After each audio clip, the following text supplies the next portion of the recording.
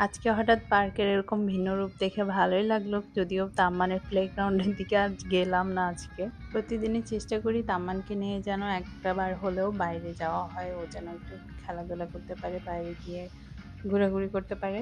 তো সেরকমই আজকে বিকালবেলা বের হয়ে গেলাম। বিকাল বলতে এখন সন্ধ্যে ৭ঃ০০। আর বাসার পাশের এই পার্কটাতেই সবসময় আসি। আজকে এসে দেখি এখানে কনসার্ট হচ্ছে। অনেক, অনেক মানুষ। নরমালি এরকম থাকে না। আর এই পার্কটা অনেক বড়। এখানে অনেক কিছু এক্টিভিটিস করার জায়গা আছে। এখানে সুইমিং পুল আছে, বড়দের এক্সারসাইজের জায়গা আছে, বাচ্চাদের প্লেগ্রাউন্ড আছে। আবার আ বড়দের বিভিন্ন রকমের খেলার জায়গা আলাদা করে বাস্কেটবল বা ফুটবলের জায়গা আছে। তো আজকে এসে দেখি এখানে ভিন্ন রকম চিত্র। আবার এখানে একটা আইসক্রিম কার্ট, ফুড কার্ট দেখে সঙ্গে, সঙ্গে ২ টা আইসক্রিমও নিয়ে নিলাম। আমার জন্য একটা কোন, তার পাপা একটা কাপ নিয়ে নিল। আর আজকে বেশ গরম ছিল।